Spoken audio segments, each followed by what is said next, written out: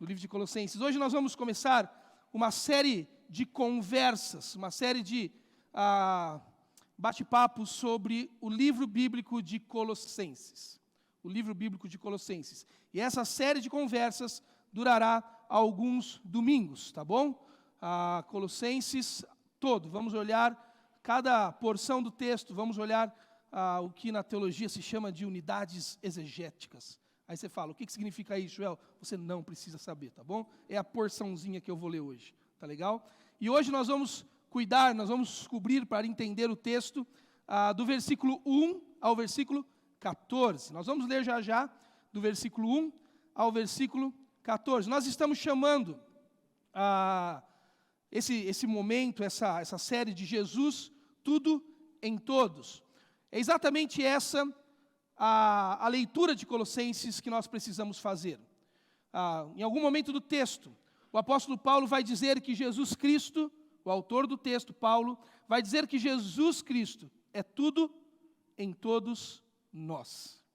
E é isso que nós vamos estudar, e é isso que nós vamos encontrar no texto de Colossenses. Só algumas questões básicas e introdutórias, que eu gostaria que você soubesse, para que você entendesse o texto de Colossenses. Isso não é a coisa mais importante, mas o evangelho que está contido nele é o mais importante, e não a teologia que está em volta dele. Mas algumas questões introdutórias, para que você se localize na carta que Paulo escreveu à igreja de Colossenses.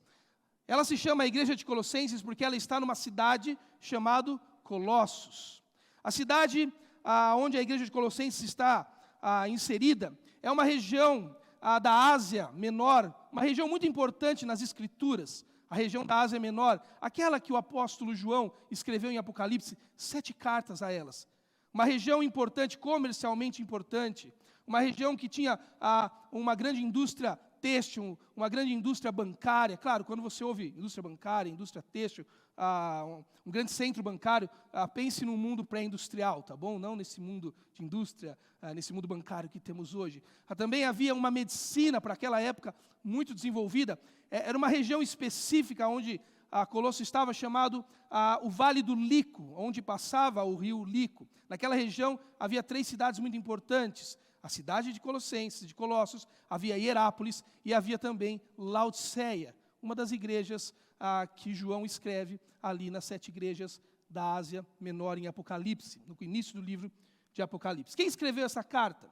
Quem escreveu essa carta foi Paulo, o maior escritor do Novo Testamento, que mais coisas escreveu ao longo do Novo Testamento. E como esta igreja surge nesta cidade? Paulo ele fez, que nós conhecemos na Bíblia, 3 viagens, chamadas de viagens missionárias, para plantar igrejas no mundo conhecido daquela época. Na verdade, certamente Paulo fez 4 viagens missionárias. Ele fez mais uma, mas que nós não temos os registros no livro de Atos, aqui na Bíblia, que é o livro histórico da expansão da igreja no primeiro século da era cristã. Mas nós sabemos, por inferências externas à Bíblia, que Paulo também teve um trabalho numa 4ª viagem missionária. Mas essa cidade de Colosso, ela é influenciada pelo Evangelho na 3ª viagem missionária de Paulo. Quando Paulo vai até Éfeso, a capital daquela região, e por ali Paulo vive por quase 2 anos e meio. Paulo mora em Éfeso. Paulo faz residência em Éfeso. E de Éfeso, o próprio livro de Atos nos diz que o Evangelho ganhou expansão, largura, por toda a região da Ásia. Inclusive, aqui, no capítulo 1, nos primeiros versos que vamos ler, o texto diz que o Evangelho se espalhou por toda a região. Paulo, então, vivendo em Éfeso, ele espalha pela sua influência por toda a região da Ásia o Evangelho. E um dos homens que certamente foram influenciados pelo apóstolo Paulo, por conta da influência do Evangelho que Paulo pregava, foi um homem chamado Epáfras, que aparece com muita importância na carta de Colossenses. Paulo não foi quem plantou a igreja na cidade de Colosso.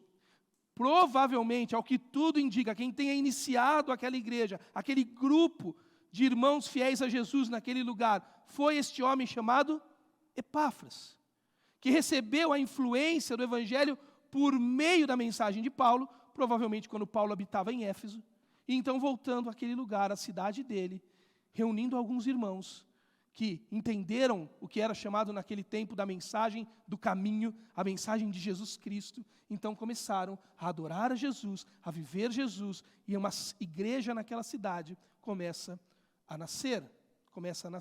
Então Epáfras é provavelmente o amigo de Paulo, o discípulo de Paulo, o colaborador de Paulo, que ouvindo o evangelho por meio de Paulo, volta à sua cidade e começa uma igreja naquele lugar.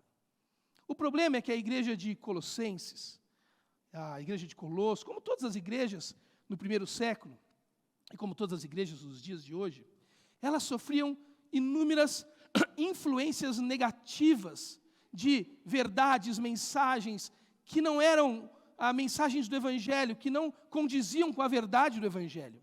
E o que está acontecendo na igreja de Colosso é exatamente isso. Uma forte heresia se levantou. Eu vou explicar já já esta heresia. Heresia é tudo aquilo que se contradiz à verdade do Evangelho. Uma forte mensagem falsa se levantou no meio daquela comunidade. E Epáfras, também, ao que tudo indica, ele vai contar para Paulo o que está acontecendo naquela cidade, na ocasião onde Paulo está preso em Roma. Paulo foi preso algumas vezes, Paulo era um aventureiro. Paulo estava preso em Roma, esperando o julgamento vindo do imperador. Ele rogou o direito de ser julgado diante do imperador. Agora ele está numa prisão esperando o julgamento. Ele pode receber visitas. Provavelmente Epáfras vai até lá e diz: Paulo, eu preciso contar umas coisas que estão acontecendo na minha cidade. Eu preciso te contar algumas coisas estranhas que alguns homens estão passando por lá e ensinando. Eu preciso te contar, Paulo, o que parece ser uns ensinos falsos de uns falsos profetas. Paulo ouve.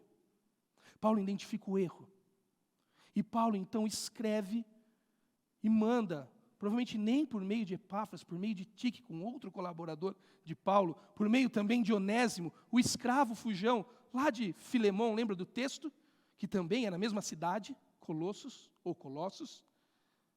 Essa carta é levada provavelmente por Onésimo, Tíquico, e Paulo então escreve uma carta, envia àquela cidade, à igreja que está naquela cidade, para tentar corrigir, por meio da verdadeira mensagem do Evangelho, os falsos ensinos que estavam sendo ensinados naquele lugar. Simples, está vendo? Paulo foi quem escreveu. Não foi ele que plantou a igreja naquela cidade, foi provavelmente um homem chamado Epáfras, que plantou a igreja naquele lugar. Epáfras, depois de plantar a igreja pela influência de Paulo, ele se depara com falsos ensinos de falsos mestres na igreja. Ele vai a Paulo, conta a Paulo. Paulo identifica aquele falso ensino. Então Paulo escreve uma carta, manda para os seus colaboradores. A única coisa que Paulo pede é que esta carta seja lida também na igreja de Laodiceia. No fim do texto a gente vê isso, uma outra cidade do Vale do Lico. Ele diz: leiam a carta que eu estou escrevendo para vocês na igreja de Laodiceia, e leiam a carta que eu estou escrevendo para Laodiceia na igreja de vocês também. Ou seja, Paulo não escreveu uma carta apenas, o texto nos diz. Paulo escreveu 2 cartas, uma para Colossenses, para os Colossos, a carta de Colossenses, e uma para os Laodicenses, para a igreja que está em Laodiceia. Daí você pergunta: mas Joel, cadê a carta para Laodiceia? Não sabemos aonde ela foi parar, como ela se perdeu, nós não temos acesso a essa carta. Daí você faz uma outra pergunta: e se ela aparecer, a gente põe na Bíblia? Eu não faço a menor ideia, tá bom? Se um dia ela aparecer, a gente pensa nisso, tá legal? Mas eu quero ensinar para você, é porque você vai se deparar ao longo do texto com essa informação, que havia uma outra carta enviada também para a igreja de Laodiceia. Mas eu quero ler com você, e dentro desse pano de fundo, desse pano histórico, eu quero te ajudar a entender do versículo 1 ao versículo 14, hoje, o que Paulo está fazendo para responder a essa heresia que se levantou na igreja na cidade de Colosso. A lógica de Paulo aqui, a tese central do apóstolo na carta para responder a essa heresia que Epáfras levou até ele a informação, é engrandecer, erguer a supremacia da pessoa de Jesus Cristo e da sua obra em nosso favor. Guarde isso. A maneira que Paulo usa para responder à heresia que ele ouve de Epáfras, que está sendo ensinada naquela cidade, é engrandecer a pessoa do Senhor Jesus Cristo e a obra dele e a suficiência dessa obra em nosso favor. Tudo bem? Olha o texto comigo como ele começa. Paulo, apóstolo de Cristo Jesus, pela vontade de Deus, e o irmão Timóteo. Paulo está preso em Roma, esperando julgamento. Timóteo está lá. Aos santos e fiéis em Cristo, que estão em Colosso. Agora Paulo endereça, obrigado querida, a carta para quem é. Paulo está dizendo, primeiro, é para os santos. Santos aqui, na ideia do Novo Testamento, é a ideia de separados. Não de uma separação para uma condição perfeita, mas a separação para a condição de viver na vida perfeita, que é o próprio Jesus Cristo. Mas Paulo reconhece que ele está dirigindo essa carta a uma igreja, a pessoas nessa igreja que já reconheceram a sua condição de pecado e que já confiaram as suas vidas ao Senhor Jesus Cristo.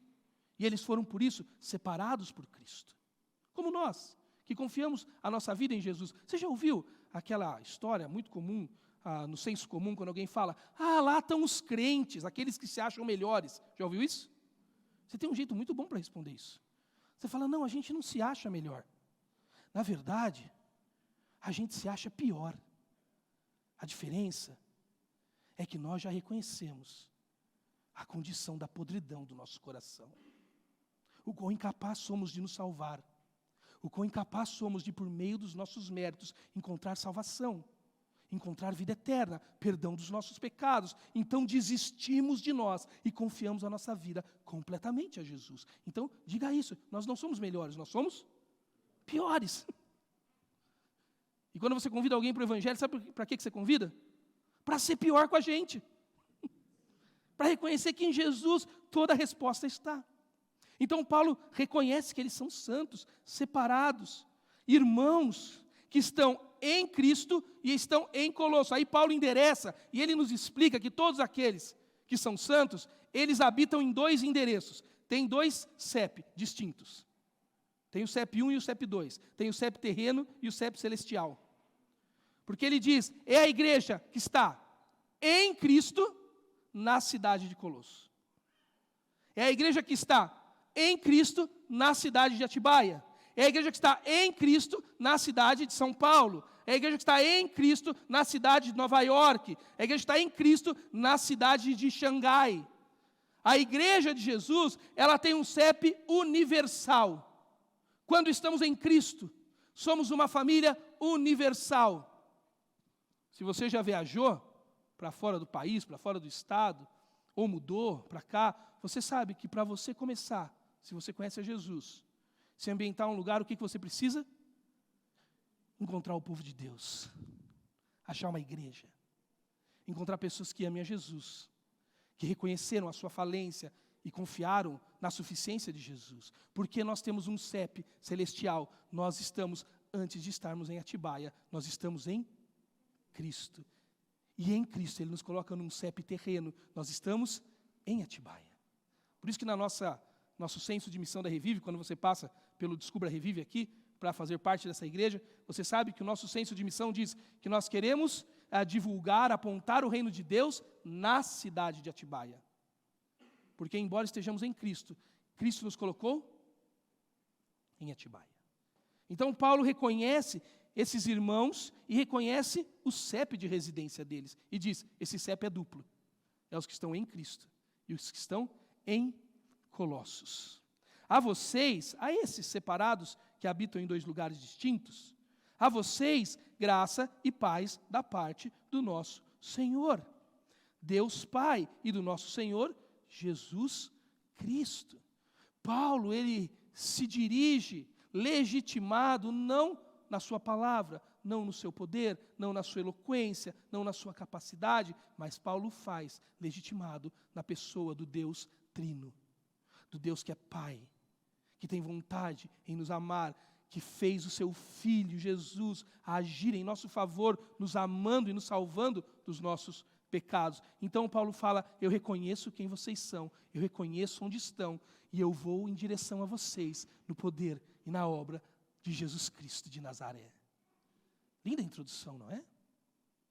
E aí Paulo então começa a dizer assim no verso 3, porque lembra, ele conversou com Epáfras, ele ouviu algo sobre essa igreja. Ele diz, sempre agradecemos, quem agradecemos? Ele e os seus cooperadores que estão em Roma com ele.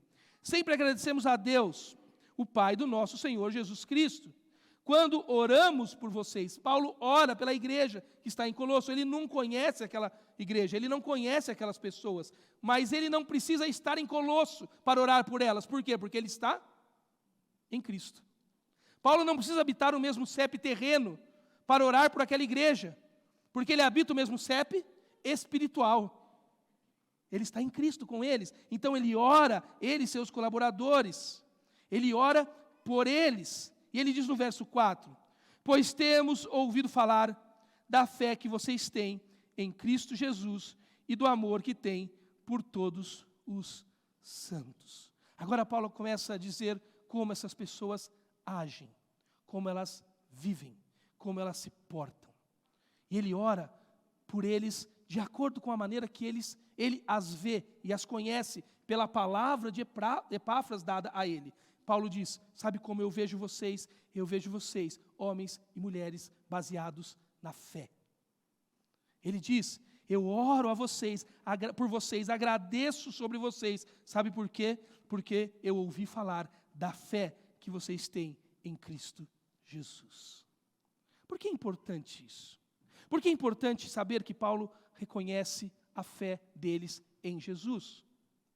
Porque é exatamente essa a informação. E aqui eu preciso parar um pouco para introduzir vocês na famosa heresia de Colossos, conhecida na tradição teológica. Epáfras foi até Paulo e contou que algo estranho estava sendo ensinado por homens que apareceram na cidade. Nós não temos a informação exata de que tipo de ensino era esse. Nós apenas conseguimos fazer uma engenharia reversa. Pelas coisas que o apóstolo ensina, nós podemos imaginar quais eram e também saber, porque eram as heresias correntes naquele primeiro século, nós podemos sugerir, inferir quais são as questões que Paulo está respondendo. Nós sabemos o que Paulo está ensinando, mas nós não sabemos o que eles estão ouvindo. Mas, por meio do que Paulo está ensinando, nós podemos, numa engenharia reversa, imaginar o que eles estão ouvindo. Então nós precisamos, e a teologia fez isso ao longo da sua tradição, considerar, montar o que é a heresia que estava em Colossos. Nós temos poucas informações, a não ser o que nos revelou um pouco mais no século passado, que foi a descoberta de uma biblioteca gnóstica no Egito, na metade do século passado.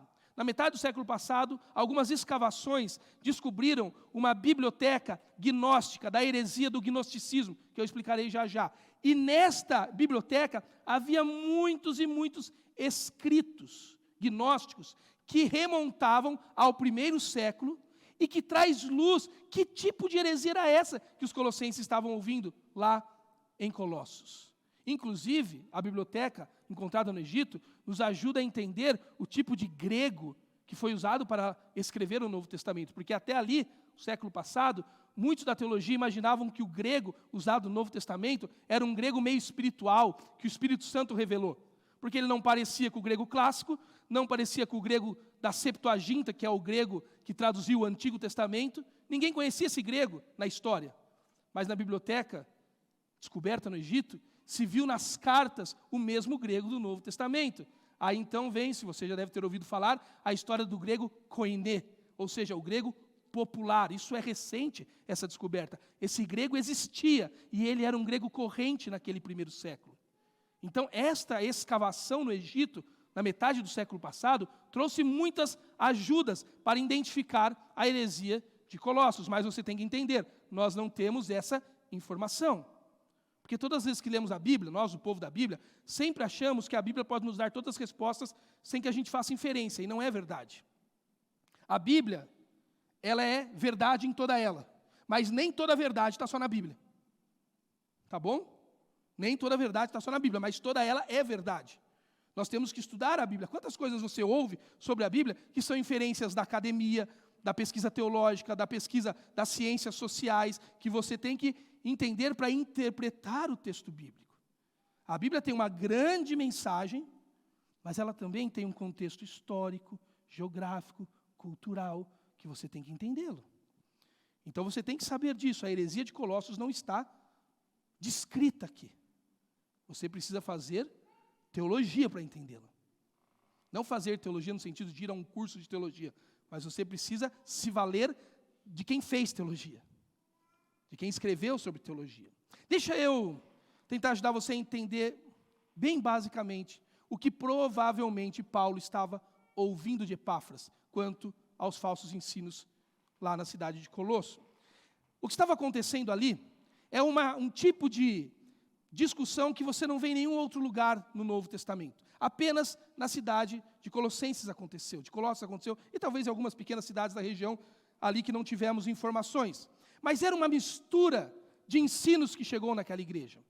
Era um ensino cristão, passava por um ensino cristão, eles não negavam Jesus Cristo, não negavam que Jesus Cristo tinha um valor, então eles não negavam o cristianismo.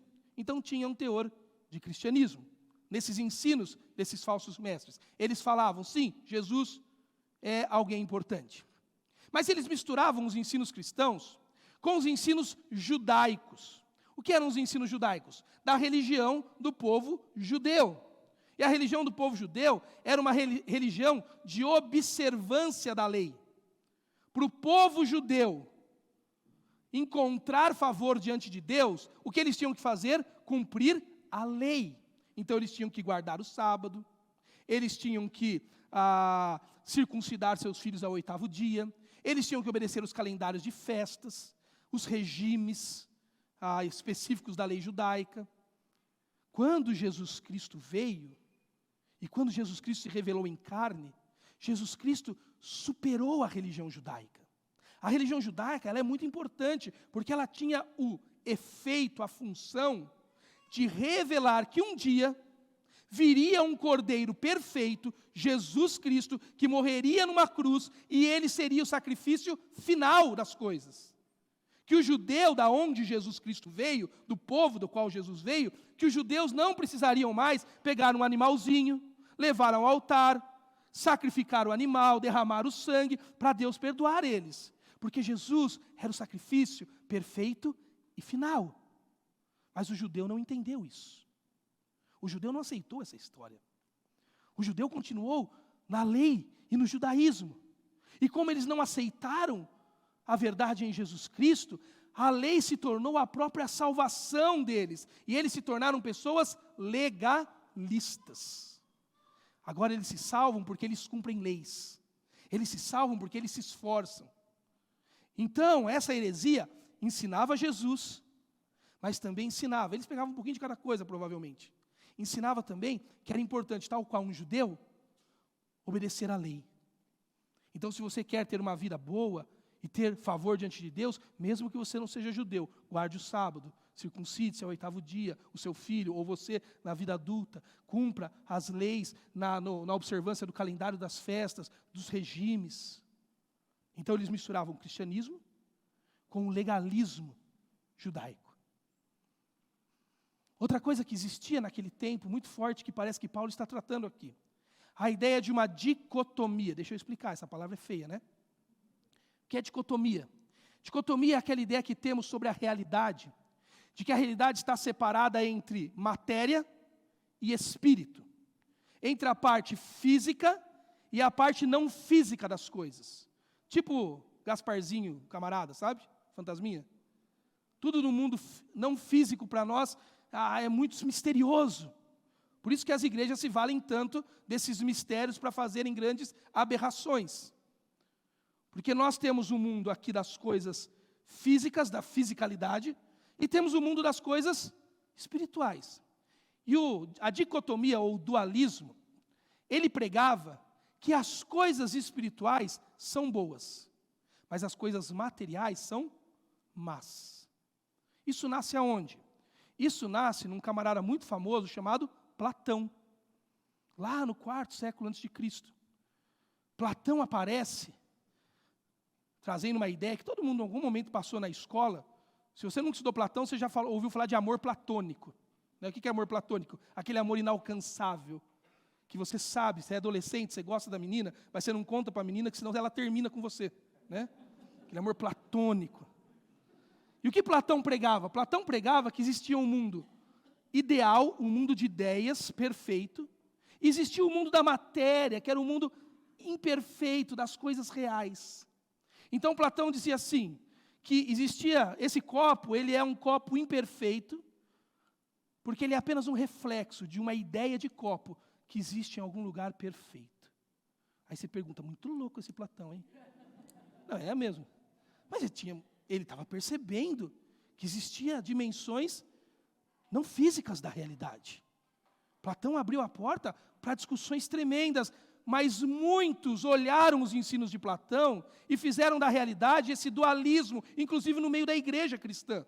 Por exemplo, na Idade Medieval, a Igreja Católica usou os discursos de Platão, já aí conhecidos como neoplatonismo, para trabalhar essa ideia de que a matéria é má e o espírito é bom, e, por exemplo, a desenvolver doutrinas como a perpétua virgindade de Maria, que Maria foi perpetuamente virgem.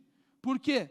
Porque toda a relação que não fosse virginal na vida de Maria, a mancharia na sua santidade, na sua maternidade de Jesus Cristo, porque a matéria é má.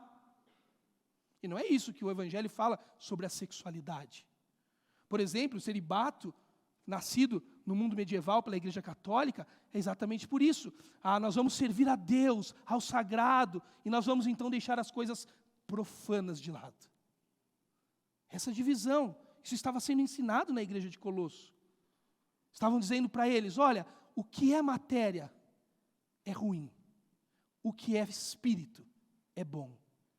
Então eles pregavam, por exemplo, parece que Paulo está respondendo isso, um profundo asceticismo. O que é asceticismo? É você se livrar das coisas carnais, você se abster de tudo que pode te dar prazer, para você encontrar o nirvana, a dimensão das coisas espirituais. Estava sendo ensinado, olha que balaio de gato. Jesus é bom, mas tem que cumprir a lei judaica. Mas cuidado, porque as coisas dessa terra não são boas, porque a matéria é má, o bom mesmo é o espírito. Vamos nos libertar da matéria para chegar no espírito. E tudo isso estava misturado numa doutrina que nasce no século I, se desenvolve no século II, é atacada pelos pais da igreja no século III, e fim do século III, início do século IV, ela morre. A doutrina chamada gnosticismo.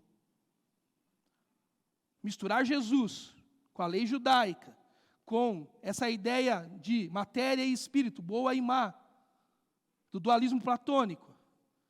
Tudo isso foi colocado numa teoria no primeiro século, ainda incipiente, desenvolvida no segundo século, chamada gnosticismo.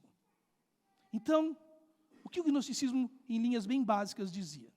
Lembra? A matéria é má. Eles são neoplatônicos. A matéria é ruim. E Deus está num lugar perfeito e você não pode alcançá-lo. E entre nós e Deus, dizia os gnósticos, existe um lugar, uma região chamado pleroma, onde habitam seres celestiais, os íons, para os gnósticos. E qual é o papel do homem mau, da matéria má? É apaziguar a ira dos seres celestiais que estão no caminho entre nós e Deus. Como nós fazemos isso? Observando a lei judaica. Como nós fazemos isso? Abrindo mão dos prazeres, o asceticismo da matéria. E se nós fizermos isso, nós vamos galgando, galgando, galgando, até que um dia a gente avança o pleroma, passa pelo meio dos íons e chega nas regiões celestiais, e chega no mundo perfeito das ideias celestiais. Essa era a heresia que estava rolando em Colosso. Paulo tinha pregado, só Jesus, somente Jesus, e só a fé nele é suficiente para que a sua maldade e pecado sejam redimidas pelo sacrifício de Jesus. Aí chegam uns caras lá e falam, não, Jesus é legal. Eles diziam que Jesus, os gnósticos diziam, que ele era um dos íons, um desses seres que tinham que ser apaziguados na sua ira para chegar até Deus. Jesus é legal, mas tem que cumprir a lei judaica. Tem que reconhecer que a matéria é má, tem que abrir mão do prazer, para você galgar degraus no pleroma para chegar até Deus. Que loucura! Deixa eu te dizer uma coisa. Esse tipo de heresia é exatamente o que varre, o que domina o senso comum da espiritualidade dos nossos dias. Possivelmente, se eu pedisse para você descrever espiritualidade, você descreveria uma mistura de cristianismo com legalismo, neoplatonismo e gnosticismo. Gnosticismo, a palavra gnós significa conhecimento. Só alguns que vão galgando esses obstáculos vão chegar ao conhecimento pleno. Ele não é racional, ele é revelado. Se eu perguntasse para você hoje de manhã assim, você vai para o céu? Se você não conhece Jesus Cristo como Salvador pessoal. E até muitos que conhecem também. Você diria assim para mim, estou tentando, Joel, estou tentando. Estou tentando ir para o céu. Mas como assim estou tentando ir para o céu? Eu estou me esforçando. Pago minhas contas, não bato na minha esposa. Sou legal para o meu marido. Trabalho, me esforço. Domingo eu cumpro lá uma função religiosa. Abro mão dos prazeres da vida, né? Parei com a minha cervejinha, porque Deus não gosta. Deus não gosta de cerveja. O problema de Deus é com a cerveja. Isso é gnosticismo, neoplatônico, legalista. E se não der certo aqui, Joel, eu ainda dou um jeito, porque tem algumas promessas aí da religião que no pós-vida eu posso dar um jeito de melhorar, de pagar meus erros. Percebe como o senso comum da religiosidade é idêntico à heresia pregada em Colossos.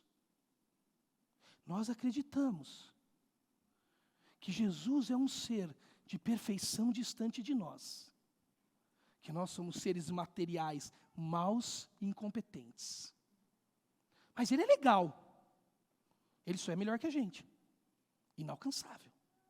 Mas se eu cumprir a lei, se eu for todo domingo na igreja, se eu cantar, se eu orar, se eu ler a Bíblia, se eu der esmola, eu vou apaziguando os íons que tem entre eu e Deus.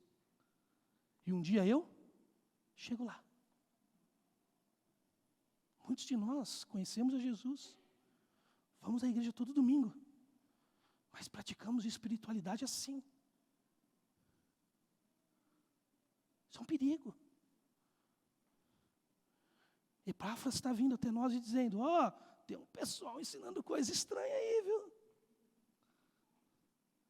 Aí o apóstolo Paulo fala, e o que fizeram com a mensagem que eu preguei? Que Jesus é tudo em todos nós. Que Jesus é o sacrifício final e perfeito. Que Jesus é a morte que você nunca poderia morrer, para que você viva nele a vida que sem ele você jamais viveria. Que Jesus é a redenção final de todas as coisas. Que obviamente que em Jesus a sua vida é renovada, transformada, e você decide viver uma vida para ele, separado em Cristo, na cidade de Atibaia. Mas você não faz isso para alcançar essa condição. Você consegue fazer porque essa condição te alcançou primeiro. O Evangelho, Paulo vai dizer para eles, não é galgar degraus para chegar a Cristo. O Evangelho é Cristo Jesus, num ato pleno de amor. Não considerar ser Deus como algo que devia pegar-se, mas se fazer homem, descer ao mundo, morrer morte de cruz, para que o Joel vivesse nele a vida que sem ele eu jamais poderia viver, por conta dos meus pecados. Jesus é tudo em nós. Não é a lei que vai nos salvar. Não é o esforço metodológico de uma vida religiosa que vai nos levar a algum lugar. Não é o asceticismo, abrir mão dos prazeres da carne e da matéria que vão nos salvar. Você abre mão dos prazeres da carne para educar os seus amores, para amar Jesus Cristo, e não para que Jesus te ame. Porque Ele amou você como você é. Pecador, pecadora. Ele amou alguém como Joel, que brigo com a minha esposa quando ela me irrita, que perco a paciência com os meus filhos, que não vejo a hora de chegar a junho para parar de dar aula, eu não aguento mais os alunos, que brigo no trânsito, que sempre olha para o sinal amarelo e fala, vai dar, que eu estou atrasado. E a multa chega. Vida normal. Que peço desconto. Só para não ter que ir na 25, porque eu não aguento lá.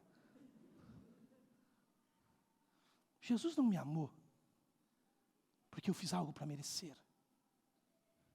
Jesus me amou porque é da natureza dele amar pessoas como eu.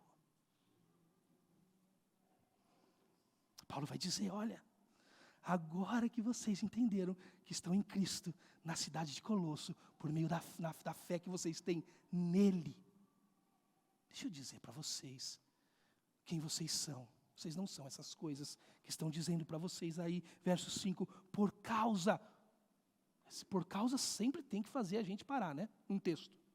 Porque por causa remete ao que vem antes. Por causa do quê? Por vocês estarem em Cristo, na cidade de Colossos, por vocês terem fé em Jesus e somente nele. Por causa disso, da esperança que está reservada a vocês nos céus, a respeito da qual ouviram falar por meio da palavra da verdade, o evangelho que chegou até vocês.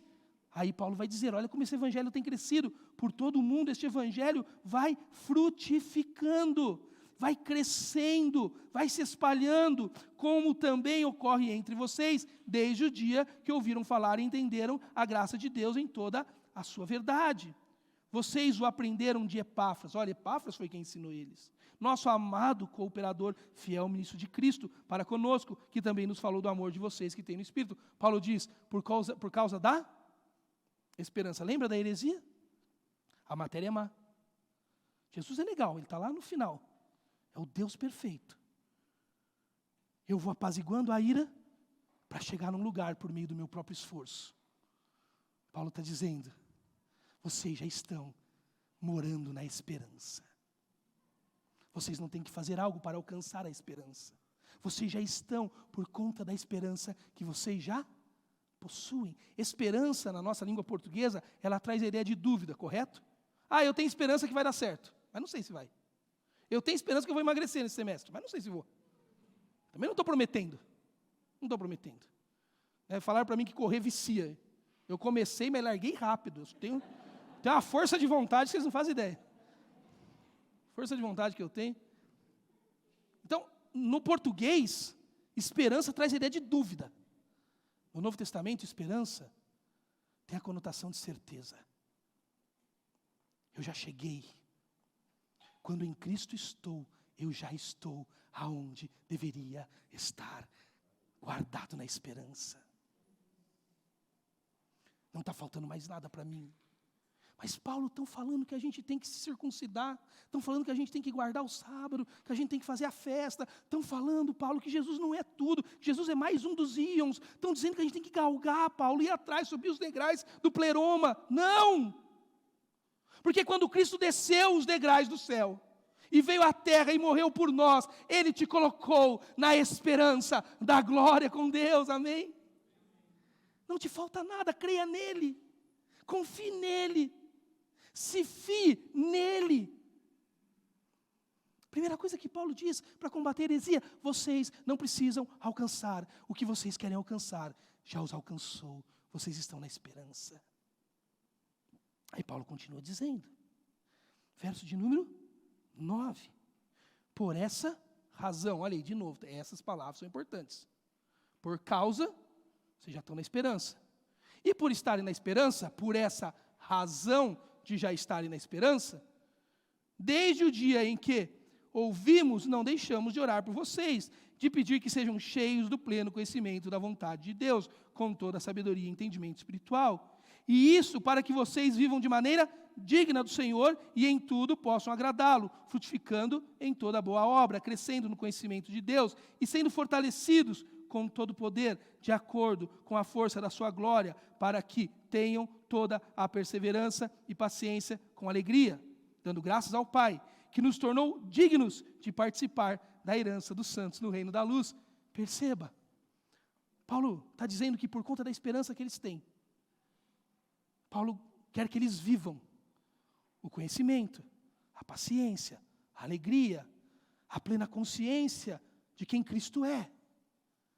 Mas Paulo não diz para eles, olha, se vocês se esforçarem, se vocês lutarem, se você parar de ser aquele marido que só vê futebol na quarta-feira, ignora a sua esposa. Se você parar de achar que seus amigos é mais legal que sua esposa, aí você vai alcançar Deus. Aí você vai alcançar Deus. Não é isso. Olha como ele termina a sessão que eu li.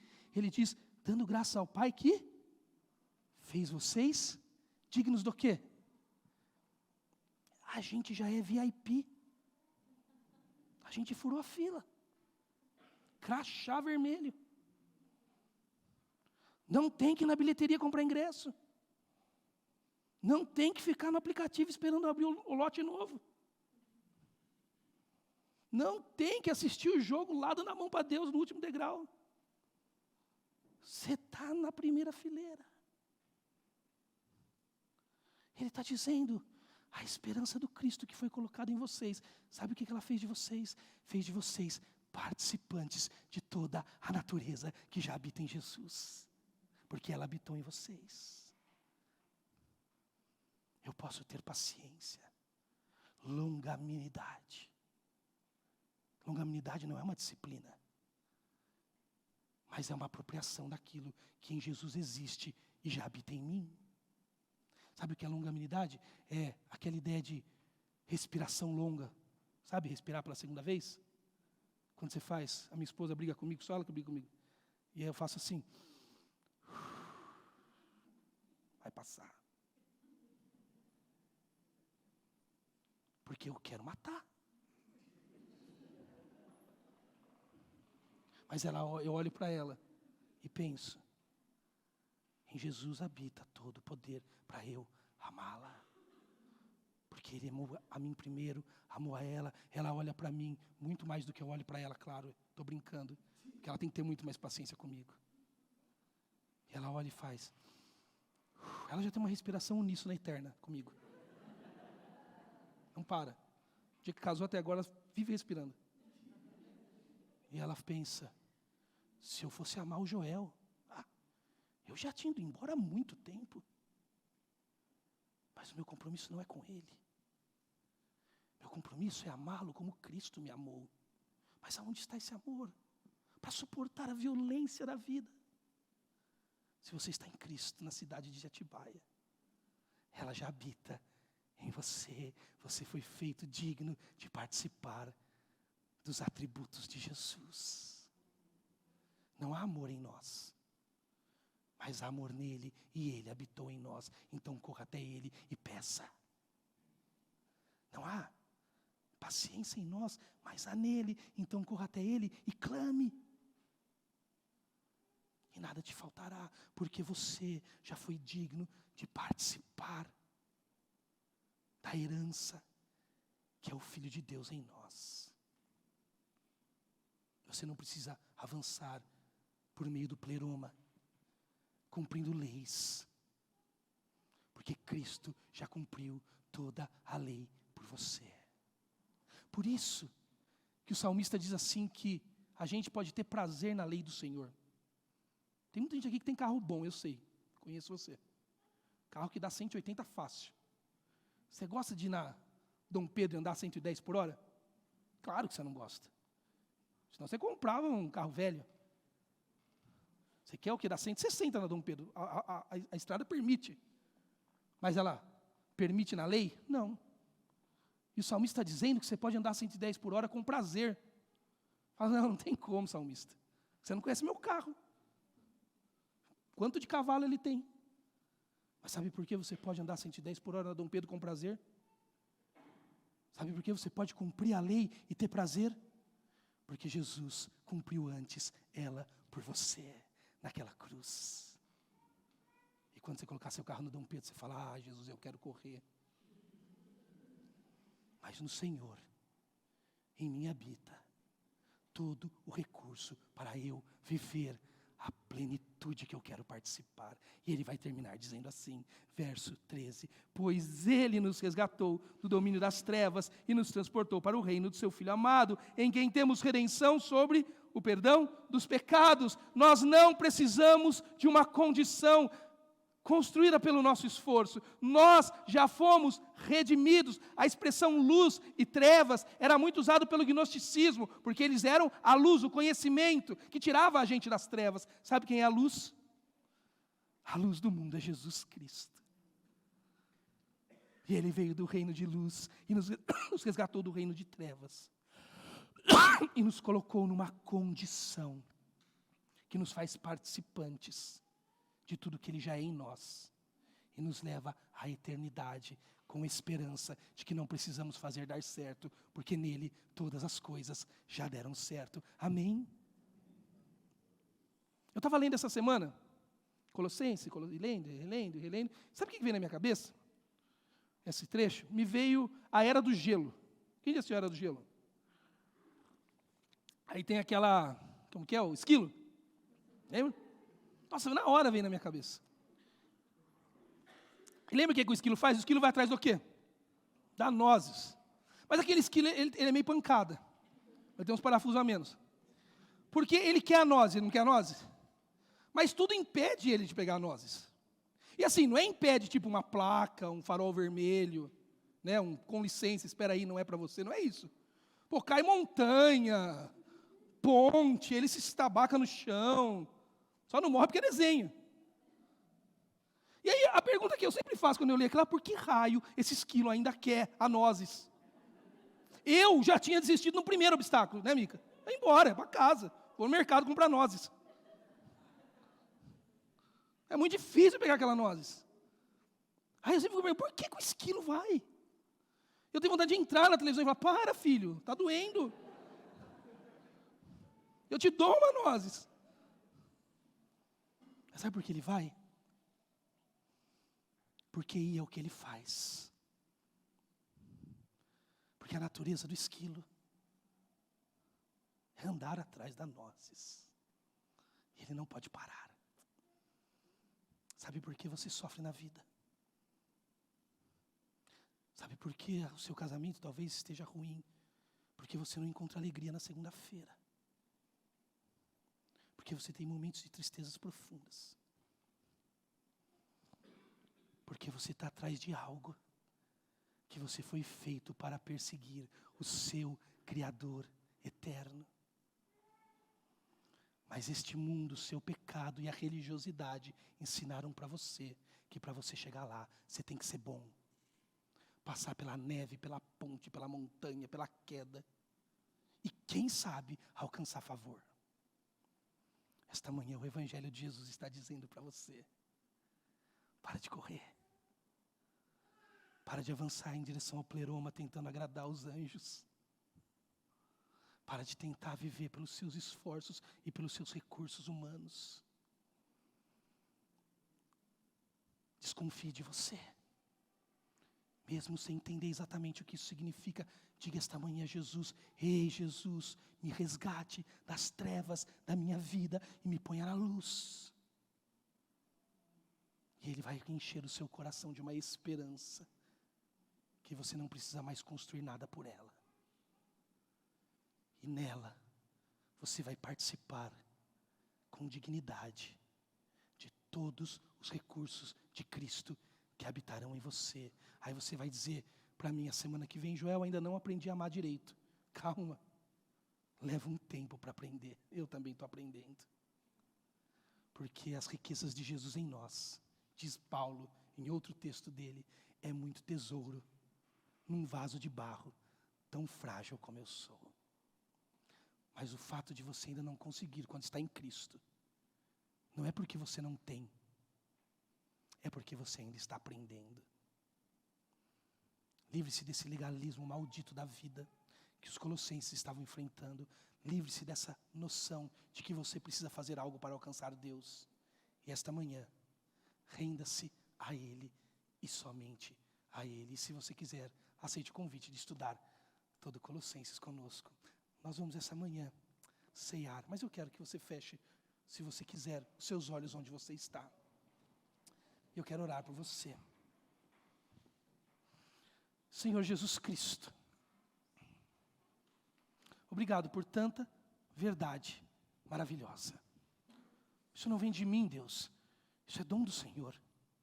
Isso é verdade sua. É privilégio nosso participar. Como cantamos, o Senhor é bom. É bom em todo tempo. É fiel sobre toda a perspectiva. Porque nunca teve a ver comigo, com o quão bom eu era, com o quanto eu poderia fazer ou o que eu poderia lhe oferecer. Isso é discurso da religião. Isso é discurso deste mundo que ignorou a sua presença. Isso serve para o mercado de trabalho. Não serve para o reino das coisas espirituais. Porque no Senhor, nós não temos que alcançar, apenas reconhecer que já fomos alcançados,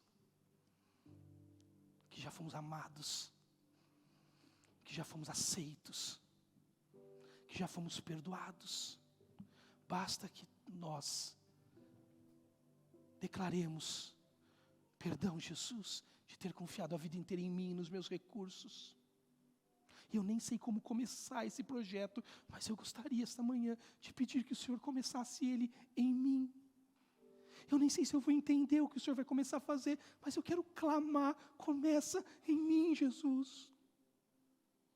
Começa me desfazendo, começa me lembrando que não é por mim, mas é pelo teu perfeito amor. Que não tem a ver com amanhã cedo eu acordar e abandonar as coisas que eu aprendi a fazer, mas tem a ver com amanhã cedo eu acordar e dizer: Senhor, esse sou eu, cheio de falhas, defeitos, imperfeições, vícios. Mas eu não quero mais ser assim, Jesus. Eu não quero mais tentar alcançar sozinho. Eu quero declarar que o Senhor já fez por mim. Por favor. Amém.